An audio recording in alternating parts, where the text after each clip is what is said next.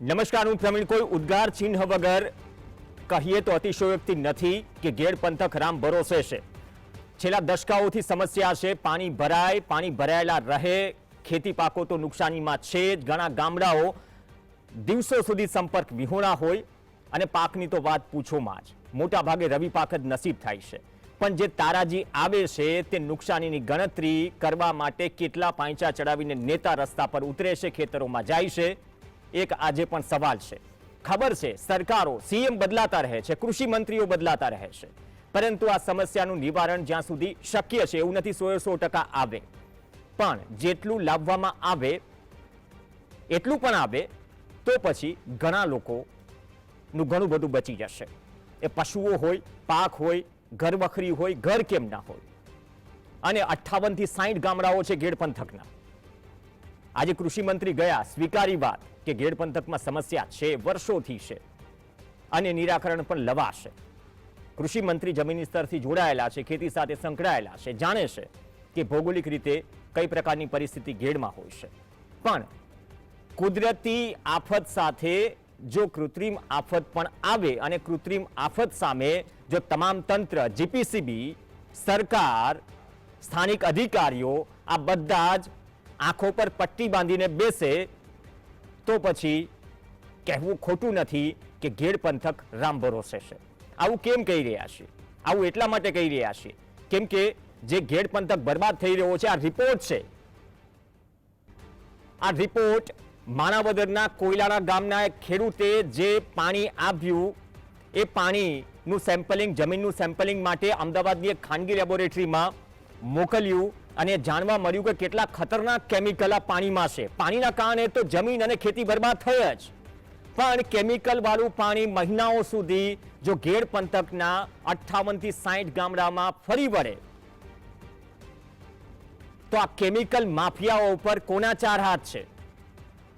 સ્થાનિક સ્તરે વાતચીત થઈ. એકાદ બે વિડીયો અગાઉ પણ આસો ગેડ અને બામણાસાના ચલાવ્યા હતા, પણ એ પહેલા જે દ્રશ્યો છે, મગફળીનો સોથ વળી ગયો છે. જે મેગા સિટીઝમાં લોકો રહે છે, તૈયાર ઘઉંનો લોટ મળી જાય છે, એ કદાચ આ પરિસ્થિતિ એટલી નહીં સમજી શકે. મગફળી છે, મગફળીનું નામો નિશાન નથી, સોથ વળી ગયો છે. માત્ર ખેતી પાકો નથી ગયા, જમીનોનું ધોવાણ થયું છે. આ બામણાસાના દ્રશ્યો છે. ભરત માડમ કરીને ખેડૂત છે, તેમને મોકલ્યા છે. જે પારો તૂટ્યો હતો થોડા દિવસો પહેલા, એ પારો જે જગ્યાએ તૂટ્યો હતો એ પારો તૂટ્યા પછીની શું સ્થિતિ છે એ તમે ખેતરોમાં જોઈ શકશો. શોર્ટ સેટ પછી એક આવશે, જમીન ધોવાણ છે. આ પારો છે જે તૂટી ગયો, દિવાલો તૂટી ગઈ, બગીચાઓ નષ્ટ થઈ ગયા. જે કેડૂબ અને કમરડૂબ પાણીમાંથી જે લોકો પસાર થઈ રહ્યા હતા એ જગ્યાના દ્રશ્યો છે. મીડિયામાં જ્યાં સુધી દ્રશ્યો જીવંત રહે ત્યાં સુધી એ સમસ્યા જીવંત રહે. પરંતુ ગેડ પંથક સ્થિતિમાં આ પ્રકારની સ્થિતિમાં છે તો જીએસટીવી સંભવત પ્રયાસ કરશે કે જે દ્રશ્યો છે ત્યાંના પહોંચે. કૃષિ મંત્રી પણ સંવેદનશીલ છે, ગયા, સ્વીકાર્યું, પણ હવે આગળ શું એ સવાલ છે. હવે આ ધોવાણ થયું, ધોવાણ પાણીના કારણે થયું છે, પરંતુ પાણીમાં જે રીતે બે રોકટોક રીતે કેમિકલ છોડાય છે. અમે રિપોર્ટ એટલા માટે દેખાડ્યો કેમ કે જે ગામનો રિપોર્ટ છે, કોયલાણા ગેડ પંથકનું ગામ છે, અને બેનસીભાઈ નાથાભાઈ ડાંગરે આ ખાનગી લેબોરેટરીમાં રિપોર્ટ કરાવ્યો. એ રિપોર્ટ પણ આવશે તમારી સામે. એને કહ્યું, સ્થાનિક સ્તરે વાત થઈ, કહ્યું કે સાહેબ પહેલા છે ને ભાદરમાં પાણી છોડાતા, મીડિયાએ અહેવાલો ચલાવ્યા, ભાદર કાંઠાના ગામડાઓએ આંદોલન કર્યું, એટલે કેમિકલ માફિયાઓ થોડા સમય માટે ભાદરમાં પાણી છોડતા રહી ગયા. એ ગ્રાફિક્સ પણ ચલાવો. અને હવે એ સીધા જ ઉબેણમાં છોડે છે. કઈ રીતે છોડે છે? કેમ કે ઉબેણ નદી ધોરાજી જેતપુર પંથકથી આવે છે, વંથલીથી ઉબેણ નદી ઓજતમાં ભળે છે, અને આ ઓજતના જ પાણી છે જે સમગ્ર ગેડ પંથકમાં ફરી વળે છે. જે ડાઇંગ ઉદ્યોગ છે જેતપુર અને ધોરાજીનો, એ ડાઇંગ ઉદ્યોગના કેમિકલ વાળા પાણી જેવો વરસાદ આવે છોડી દેવાય. જીપીસીબી ક્યાં છે? ધાબળો ઉધીને સૂતું છે. કલેક્ટર સુધી અનેક વખત રજૂઆતો થઈ, કાર્યવાહી પણ થઈ, પણ દર વર્ષે શું ડર નથી એ તમામ કેમિકલ માફિયાઓને કે આ રીતે ન માત્ર તેઓ પાણી પરંતુ જમીન પણ બરબાદ કરી રહ્યા છે? માત્ર વધારે પાણીથી પાક નથી બળતો, તેનાથી તો બળે જ છે, પણ કેમિકલથી પણ બળે છે. જે રિપોર્ટમાં જે ખતરનાક કેમિકલ આવ્યા છે તે પણ ચિંતાજનક છે. જે વધુ નુકસાનકારક કેમિકલ છે, હું જે જેતપુર ધોરાજી ડાઇંગ મિલોની વાત કરું છું, ત્યાં જે નદી કાંઠા પર જે પ્રોપર્ટીઓ હોય છે ત્યાં ટાંકી બનાવાય છે કોઈની પ્રોપર્ટી પર. એ ટાંકી આ તમામ ઉદ્યોગકારો ભાડે લે છે. સિઝનના પહેલા વરસાદમાં કેમિકલ છોડી દેવાય છે, બે રોકટોક, પણ જે વધુ નુકસાનકારક કેમિકલ છે ક્યારે છોડાય કે લાગે કે નીચે વધારે પૂર આવવાનું છે અને ઓજતમાં જ્યાં સુધી ઉબેણ ભરે છે તો પહેલા ઉબેણમાં છોડવામાં આવે. બધું જ આ કેમિકલવાળા પાણીના દ્રશ્યો દેખાઈ જશે. નીચે મગફળી છે, મગફળી પર રામ ભરોસે, ખેતર પણ રામ ભરોસે, અને ખેતરનો માલિક 7/12 જેનું નામ છે એ પણ રામ ભરોસે. ભલે કલેક્ટરોને આવેદનપત્ર આપતા તમે રહી જાઓ, પણ આ સ્થિતિ છે. હવે જે નદી કાંઠાની જે પ્રોપર્ટીઓ છે, ટાંકીમાં જે વધુ નુકસાનકારક કેમિકલ ભરાય છે, એ જ્યારે વધારે પૂર આવે ત્યારે છોડી દેવાય છે અને પૂરા 58 થી 60 ગામમાં આ કેમિકલ ફરી વળે છે. સ્થાનિક સાથે વાત થઈ, એમને કહ્યું કે જ્યારે ઓછું પાણી હતું સાહેબ ત્યારે આ સેમ્પલ લીધા છે, જ્યારે વધુ પાણી હતું ત્યારે તો વધારે હશે કેમિકલ, પણ ઓછા પાણીમાં પણ જો આટલું કેમિકલ હોય, આટલું નુકસાનકારક કેમિકલ હોય, તો વિચાર કરો કે આ ખેતરમાં જે પાક પણ બચ્યો છે એ પાક તમારા સુધી કેવો પહોંચ્યો હશે. આમ તો બચ્યો જ નથી. માત્ર એક ગામની વાત નથી, ઘણા ગામો છે આમાં, અને દરિયાઈ પટ્ટીના ગામોમાં ખાસ, કેમ કે દરિયાઈ પટ્ટીના જે ગામડાઓ છે ત્યાં મોટા ભાગે જ્યાં સૌથી વધારે અસરગ્રસ્ત હોય છે, ખરીફનું વાવેતર થતું નથી, પાણી ભરેલા હોય છે, એટલે તેમને ખ્યાલ નથી આવતો. પણ જ્યાં પાણી ભરાયેલું રહે છે ત્યાં તમારી સામે પરિસ્થિતિ છે અને એ રિપોર્ટ પણ તમારી સામે આવશે. તો એટલા માટે જ કહેવું પડે છે કે આ તમામ પરિસ્થિતિઓમાં રિપોર્ટ આપજો. ખેડૂતને ખુદ શું ખાનગી લેબોરેટરીમાં રિપોર્ટ મોકલવો પડે કરાવવા માટે? જીપીસીબી નથી, સરકારી તંત્ર નથી, સરકારની આટલી બધી લેબો નથી કે તમે કરાવી શકો. આપણી સાથે બે ખાસ મહેમાન જોડાશે. આજે રાઘવજીભાઈ પટેલ પણ ગયા હતા, પણ એમની સામે જે પરિસ્થિતિઓ છે, પરિસ્થિતિ વિપરીતથી વિપરીત છે. સંદીપભાઈ મારડિયા જોડાશે. સંદીપભાઈ મારડિયા એ જ ગામના વતની છે જ્યાંથી રિપોર્ટ થયો છે, જે ગામમાંથી રિપોર્ટ થયો છે, અને ચેરમેન કિસાન કોંગ્રેસના પાલ આંબલિયા ઘેડ પંથક ફરી રહ્યા છે, ફરી વળ્યા છે. આમ કહીએ તો જ્યાં પણ પાણી ફરી વળ્યું ત્યાં પાલ આંબલિયા દેખાશે. અને આજે કૃષિ મંત્રીની પ્રેસ કોન્ફરન્સ સામે અમુક સવાલો પણ કર્યા છે કે જો સ્વીકાર કરે છે કૃષિ મંત્રી તો પછી નિવેડો કેમ નથી આવતો? પાલ આંબલિયા, ક્વિક રિએક્શન આપની પાસેથી. પાણી તો શોધ વાળી જ રહ્યો છે આ પંથકનો, પરંતુ આ કેમિકલ માફિયાઓ સામે કેમ બધા મૌન છે? એક શું ખેડૂતને અમદાવાદની ખાનગી લેબોરેટરીમાં રિપોર્ટ કરાવવો પડે? આ જે કોલવણ ગામ છે તેમના સ્થાનિક પણ બેઠા છે, તો કેટલી ચિંતાજનક બાબત. શું આ અંગે કૃષિ મંત્રીને રજૂઆત થઈ છે? પ્રવીણભાઈ, મારો અવાજ આવે છે? જી, લાઉડ એન્ડ ક્લિયર. પ્રવીણભાઈ, સૌથી પહેલા તો જીએસટીવી ને હું અભિનંદન આપીશ કે તેમણે ખાસ કરીને ઘેરનો પ્રશ્ન તો આની પહેલા આપણે બે વખત ઉઠાવ્યો, પણ કેમિકલ વાળા પ્રશ્નને લઈને આજે જે તમે ડિબેટ કરી છે એના માટે હું તમને અભિનંદન અને સલામ કરું છું. એટલા માટે કે આ પ્રશ્ન છે, કેમિકલ વાળો પ્રશ્ન, એ જીપીસીબી જે છે એ ક્યાંક ને ક્યાંક હપ્તા લે છે જીએસટીવી ના માધ્યમથી. જીએસટીવી ના માધ્યમથી જીપીસીબી ભ્રષ્ટાચાર કરે છે અને એના કારણે આ કેમિકલ વાળા ખુલ્લા ફાયદા છે. બીજું, જેતપુરની આસપાસના જેટલા જ ભાજપના આગેવાનો છે, નેતાઓ છે, આ પણ ક્યાંક ને ક્યાંક આમાં હપ્તામાં ભાગીદાર 100% હોઈ શકે એવું મારું પોતાનું માનવું છે, કારણ કે એના વગર પણ આ શક્ય નથી. આ બે, હવે એના કારણે માત્ર ઘેડ એક જ નહીં, જ્યાંથી આ ચાલુ થાય છે ત્યાંથી બધા જ ગામો પીડિત છે. આમાં ઘેડ તો પાછળ વાળો આવે છે, જુનાગઢ તાલુકાના ગામો, રાજકોટના ઉપલેટા ધોરાજીના ગામો, એ આમાં બહુ બધા ભોગ બને છે. અને એ વિસ્તારના હમણાં જ એક દબાઈ ગયેલી ઘટના આપના માધ્યમથી જાહેર કરવા માંગુ છું. ઉપલેટામાં આ કેમિકલના કારણે મજૂરોના 6 થી 8 બાળકો છે એ મૃત્યુ પામ્યા. ત્યાર પછી 20 થી 25 ફેક્ટરીઓને 5-10 દિવસ માટે તાળાબંધી કરવામાં આવી અને ફરીથી કદાચ ચાલુ થઈ ગયા હશે. અને આખો મામલો છે એ દબાવવાના પૂરતા પ્રયત્નો થયા છે, અને ત્યારે જ શક્ય બને કે જ્યારે નેતાઓનો એમાં ક્યાંક ને ક્યાંક હાથ હોય. પણ આપણે આજે મુદ્દાથી ડાયવર્ટ નથી થવું. હા. હું જીએસટીવી ના માધ્યમથી સરકારને ચેલેન્જ કરું છું. કૃષિ મંત્રીએ કહ્યું કે આ વર્ષોથી પ્રોબ્લેમ છે અને હવે અમે તાત્કાલિક નિરાકરણ લઈ આવશું. તો આ 30 વર્ષથી ભાજપ સત્તામાં છે. 30 વર્ષ સુધી ક્યાં ગયા હતા? આજે તમને એવું લાગ્યું કે ઘેડ પંથકના ખેડૂતો સંગઠિત થયા છે, લડવા માટે મક્કમ થયા છે અને 29 તારીખે કલેક્ટર કચેરીમાં ખેડૂતો સમાય નહીં એટલા ખેડૂતો આવવા માટે તૈયાર છે. એટલે તમે આજે દોડીને ત્યાં આવ્યા છો. ખેડૂતોને આવતા રોકવા માટે, લોલીપોપ આપવા માટે, અમે તાત્કાલિક નિરાકરણ લઈ આવી દઈશું એવી વાત કરવા માટે, કદાચ ઘેડનો પ્રશ્ન નિરાકરણ લઈ આવી દઈશું. આ કેમિકલના પ્રશ્નનું શું? એમ તમે એક કેમિકલનો ક પણ બોલ્યા નથી કૃષિ મંત્રી સાહેબ. અને પ્રવીણભાઈ, મારી પાસે બીજા 3 વિડીયો છે, હું તમને મોકલું છું, જેની અંદર મગફળીમાં પાણી ભરેલું છે તેમ છતાંય મગફળી સુકાઈ ગઈ છે. નહીતર ક્યારેય મગફળી પીળી પડી જાય, સુકાય નહીં. મગફળી સુકાઈ ગઈ છે આ કેમિકલના કારણે. અને આ જે ખેડૂતોએ ત્યાં લેબોરેટરીમાં મૂક્યો છે, તો સવાલ એ છે કે આ જીપીસીબી જે છે એને આ કામ કરવું જોઈએ, ખેડૂતે આ કામ ન કરવું જોઈએ. અને ઘેડ પંથકના તમામ ખેડૂતોને મારી વિનંતી છે કે આપણી લડાઈના 4 મુદ્દા છે. પહેલો મુદ્દો, ઘેડ માટે અલગથી નિગમ ઊભું કરવામાં આવે. બીજો મુદ્દો, ઘેડનો આ પ્રશ્ન છે એનો કાયમી નિકાલ કરવામાં આવે.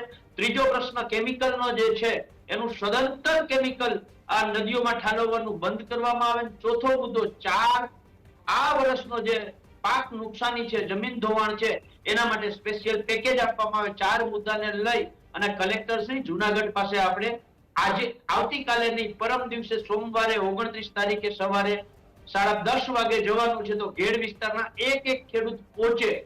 અને ઘેડ વિસ્તારમાં 2 ભાગ, પ્રવીણભાઈ, 2 ભાગમાં વિચારેલો છે.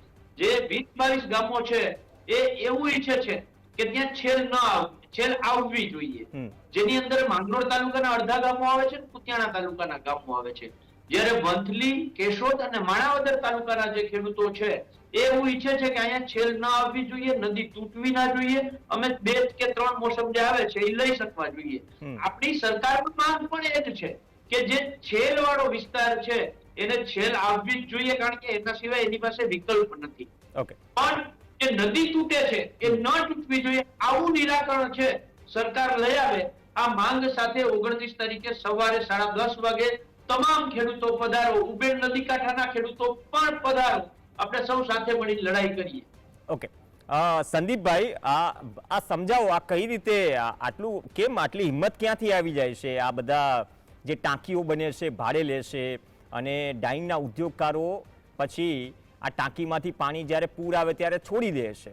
હવે આ કામ તો જે પાલભાઈ કહ્યું, મેં પહેલા પણ કહ્યું કે જીપીસીબીનું છે, તમારે સેમ્પલિંગ કરાવવા માટે મોકલવાનું. શું આંગે રજૂઆત થઈ છે? અથવા તો આ કેટલું ખતરનાક છે? જે વિડીયો જોયો એના પરથી તો જાણ થઈ જ રહી છે કેટલું ખતરનાક છે. કેવા કેવા કેમિકલ આમાંથી મળ્યા છે રિપોર્ટમાં? અત્યાર સુધી પ્રવીણભાઈ આ 2-5 વર્ષ થયા જ વધારે કેમિકલનો જથ્થો અમારે ત્યાં ઠલવાઈ રહ્યો છે. જ્યારે આના પહેલાના સમયમાં, હેલો જી, અવાજ આવે છે ને? જી, લાઉડ એન્ડ ક્લિયર. આપની વાત કરો. હવે આ જે કઈ રીતે શું હોય, ક્યાં તત્વો છે એની કઈ ખબર નથી. પણ જો ખરેખર અમુક વસ્તુ મને સમજાણી કે ભાઈ 5 વર્ષ પહેલા આ કોઈ વસ્તુ આ જગ્યાએ નહોતી અને સીધું જ આની પહેલા આ બધી વસ્તુઓ છે ભાદરની નદીમાં છોડવામાં આવતું. હવે ત્યાં કોઈ પણ કાર્યવાહી થઈ, જે થયું હોય હવે એના હિસાબે એ બંધ થયું.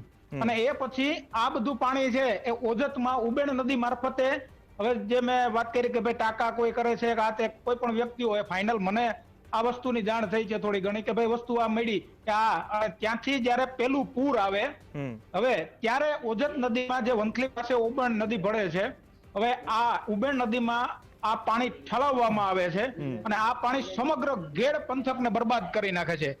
અમારે ત્યાં 1 મહિના દિવસની મગફળી હોવાઈ ગઈ હતી ભાઈ. હવે એ માંડવી કે મગફળીમાં આ પાણી ફરવાથી સીધી માંડવી બળી અને ખાક થઈ ગઈ. તમામ જ્યાં જ્યાં પાણી અડ્યું છે, જે જગ્યાએ પાણી ફર્યું છે એ બધી જગ્યાએ મગફળીનો સંપૂર્ણ પાક છે એ નાશ થયો છે. અને અત્યારે આ પાણી જ્યારે પાછું પણ હજી આવે છે, એ વસ્તુ કે નાના એવા ઝાડવા અને મોટા છોડ અમુક જે છે એ પણ ધીરે ધીરે પોતાના પાંદડાઓ અને આ બધું ભરતું જાય છે. હવે અમે આજે રિપોર્ટ કરાવ્યો છે એમાં પારાવાર કેમિકલ જે મળ્યા છે, આ માનો કે ક્યાં કેમિકલ ને હતા ને હું ડીપમાં નહીં સમજાવી શકું, પણ આ ક્લોરાઇડ મળ્યું છે, ક્લોરાઇડ CiCl, ક્લોરાઇડ નું પ્રમાણ વધારે છે, સીડી છે, હા, CaCO3, સલ્ફર એસિડિટી, પછી આર્યન ની ભરપૂર માત્રા મળી છે. હવે આ બધા જે તત્વો અથવા કેમિકલ જે છે અમારા પાકને સદંતર નુકસાનકારક છે અને મોટું નુકસાન કરે છે ભાઈ. જી નહીં તો હું એ જ કહી રહ્યો છું ને કે પૂર આવે એટલે એ ટાઈમે શું આ પીળો પાસ મળી જાય છે આ બધાને કે ઠાલવી દો, કોણ કેવા વાળું છે? હા, માનો કે જ્યારે પૂર આવે ત્યારે કોઈ પણ પબ્લિક કે કોઈ પણ વ્યક્તિ, માનો કે વરસાદ ધોધમાર હોય, અમે પણ અમારા ખેતરો સુધી નથી જઈ શકતા, તો ત્યાંની પબ્લિક પણ એમ જ હોય, કોઈ જોવા વાળું કે કોઈ પૂછવા વાળું નથી. અને જ્યારે પૂર આવે ત્યારે નદીઓમાં ભરપૂર પાણી હોય ત્યારે એ લોકો એવું નક્કી કરી લે છે કે ભાઈ હાલો હવે આપણે કેમ ટાઈમ આવી ગયો અને ઠલવી દે. અને એ કેમિકલ જી સંદીપભાઈ, તમારો નેટવર્કે થોડું આવજાવ અધિકારીઓની જેમ આવજાવ કરે છે, વાંધો નહીં, પણ 5 વર્ષમાં કેટલા કલેક્ટર જુનાગઢના બદલાયા? કોઈ જગ્યાએ રજૂઆત કરી છે કોઈ ગામના વ્યક્તિએ? ડાઇંગ મિલ સામે તો ઘણા આંદોલનો થયા, એ પછી બાદરમાં થોડું હળવું થયું, હજુ પણ ખુલ્લેઆમ છોડી રહ્યા છે. હા, અમારે ત્યાંથી તો કોઈ એવું આવું આંદોલન હજી સુધીમાં, અમારા દાદાઓ પરદાદાઓની માનસિકતા એવી જ છે કે ઘેર વિસ્તાર આવો જ હોય ભાઈ, પૂર આવે, સેલ આવે અને સહન કરવાનું.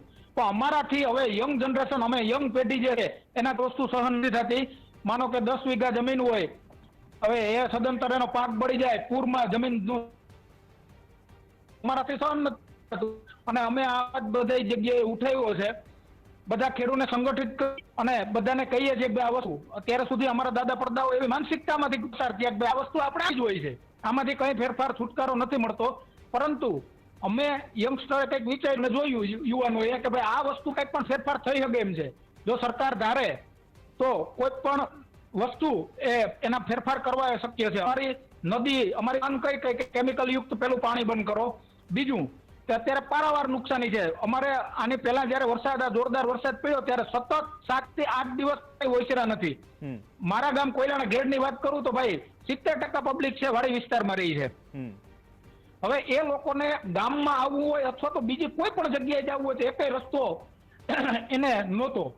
આ વાડી વિસ્તારમાં થી માનો કે કોઈને મેડિકલની કોઈ પણ, માનો કે સાપ કરડ્યો કે બીજું અન્ય કોઈ ઝેરી જંતુ કરડ્યું, અથવા તો હાર્ટ એટેકનો પ્રોબ્લેમ થયો, અથવા તો કોઈ લેડીઝોને પ્રેગ્નન્સીની તકલીફ થઈ, તો આ વ્યક્તિઓને લઈને જવામાં કોઈ રસ્તો કે કોઈ વસ્તુ શક્ય જ નથી. માત્ર ને માત્ર સંબંધીઓ અને પરિવારોને એના મોઢા સામું જોઈ અને એની પીડા જોવાની રહી છે ભાઈ.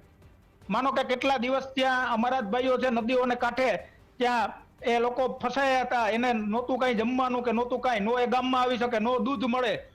માનો કે 8 દિવસ કે 9 દિવસ સતત પાણી ભર્યું રહ્યું, એક કોઈ જગ્યાએથી ન અવાય કે ન જવાય એવી પરિસ્થિતિમાં એ લોકો હતા. બહુ નર્ક જેવી પરિસ્થિતિ અત્યારે ઘેડ વિસ્તારની છે. અને નેતાઓને જ વાત કરીએ ને તો કોઈ પણ નેતા ખરેખર વાસ્તવિક રૂપે સ્થળ ઉપર કોઈ નથી આવતું. સરકારના કોઈ પણ વ્યક્તિ છે, માનો આવે છે, કૃષિ મંત્રી આવ્યા હોય કે પેલા આવ્યા હોય, હવે નિરીક્ષણ દ્વારકા કર્યું હતું, અમારે ત્યાં તો કોઈ વ્યક્તિ પહોંચ્યા નથી. આવે તો એ માનો કે તાલુકા મથકેથી જતા રહે છે બાય રોડ. અમારે ત્યાં આવી અને કોઈએ ખરેખર વધારેમાં વધારે નુકસાની છે એવી જગ્યાએ કોઈ પણ વ્યક્તિએ કોઈ આવી અને એવું અમને કોઈ આશ્વાસન નથી આપ્યું કે ભાઈ આ વસ્તુ નહીં આમ થાય કે આમ થાય. આવી પોઝિશન ખરેખર અત્યારે વાસ્તવિક અમારી છે ભાઈ. ઓકે, પાલ આંબલિયા, આમ તો જે વડોદરા છે, નવસારી છે, સુરતમાં પણ આ પ્રકારની પરિસ્થિતિ, ત્યારે ખ્યાલ આવે શહેરોમાં કે કેટલી વિપરીત પરિસ્થિતિ હોય. જ્યારે એક દિવસ માટે પણ લારી પર શાકભાજી ન આવે તો ઘરમાં શું સ્થિતિઓ આપણે જાણીએ છીએ. અહીંયા તો આખા ગામના શાકભાજી માટે રિક્ષો કે ટ્રેક્ટર લઈને જવું પડે. એ સમયસર આવી ગયા તો આવી ગયા, નહીતર પછી રહી ગયા. તો આ પરિસ્થિતિ જે સંદીપભાઈએ કહ્યું કે પરદાદાઓએ તો સ્વીકારી લીધું કે ઘેડ આવવું જ હોય, પણ વર્તમાન સ્થિતિ છે, હવે તો મીડિયા માધ્યમો થઈ ગયા છે, બધા જ સોલ્યુશનના રસ્તાઓ છે, તો હવે શું અભિગમ થોડો બદલવાની જરૂર છે, અથવા પ્રાથમિકતા નથી, પ્રાથમિકતા છે તો કામ ધીમું કેમ થઈ રહ્યું છે? પ્રવીણભાઈ, મારે બે મુદ્દાની વાત કરવી છે ને મારી પાછી આગળ ચેનલમાં ડિબેટ છે, એટલે હું આ બે વાત પૂરી કરી અને પછી હું રજા લઈશ. પહેલું ઘેડ આવું જ છે. આ જે વાત છે એ નેતાઓની ઉપજાવી કાઢેલી છે. હું 46 ગામોનો મેં પ્રવાસ કર્યો છે અને આ 46 ગામોમાં આ માન્યતામાંથી લોકોને બહાર કાઢ્યા અને લોકો ક્યાંક ને ક્યાંક લડાઈ કરવા માટે તૈયાર થયા. એટલે સરકારનો આઈબી વિભાગ છે એને મેસેજ પાસ કર્યો કે ભાઈ આ ઘેડ છે હવે લડાઈ કરવા તૈયાર છે. એટલે દિલ્હીથી સંસદ સભ્ય દોડીને આવ્યા, 3 ધારાસભ્યો દોડીને આવ્યા, કૃષિ મંત્રી દોડીને આવ્યા, કલેક્ટર ઘેડમાં દોડીને આવ્યા. આ ઘેડના લોકોની અને સંદીપભાઈએ કહ્યું એમ યંગ જનરેશનની જાગૃતતાનું પરિણામ છે. અને એ પરિણામ એટલા માટે આ દોડીને આવે છે કે ઘેડના ખેડૂતો જુનાગઢ ન પહોંચે અને એમની પોલ ન ખુલે. એટલે આ બધા પ્રયત્નો થયા છે. 150 કરોડનું એક પેકેજ વાળી જે છે એ લોલીપોપ વાળી વાત પણ એક સમયે માર્કેટમાં આવી ને એ હવામાં ઉડી ગઈ. 5 કરોડના સર્વે કરવા વાળી વાત અત્યારે માર્કેટમાં ચાલે છે. પણ 29 તારીખે ખેડૂતો કાલે ને પરમ દિવસે આખા ઘેડના તમામ ગામોના ખેડૂતો 100% આવશે એવો મને વિશ્વાસ છે. નંબર 1. બીજું જે કેમિકલની વાત છે પ્રવીણભાઈ, અને તમે કહ્યું કે આ કેમિકલ માફિયાઓ કોણ, તો એ તો ભૂપેન્દ્રભાઈ પૂછવું જોઈએ. કેમ કે તમે હમણાં જ જોયું જે હવાઈ નિરીક્ષણ કરી અને સમીક્ષક પર બેઠક કરવા જેમ બેઠા ભાઈ, એક RSPL ઘડી કંપની છે એને એટલું બધું પ્રદૂષણ આ જ રીતે કેમિકલ દરિયામાં છોડ્યું છે, ખેડૂતોના ખેતરોમાં છોડ્યું છે. ખેડૂતો હાઈકોર્ટમાં ગયા, જીપીસીબી એ કોઈ નિર્ણય ના કર્યો. હાઈકોર્ટે જીપીસીબી ને 20 લાખ રૂપિયાનો દંડ કર્યો કે શું કામ તમે આ કેમિકલ જે છોડે છે, પ્રદૂષણ ફેલાવે છે, એની સામે જીપીસીબી કેમ એક્શન ના લીધા. એ બદલ 20 લાખ રૂપિયાનો દંડ જીપીસીબી ને હાઈકોર્ટે ફટકાર્યો અને કંપનીને 1 મહિનો બંધ રાખવાની નોટિસ આપી.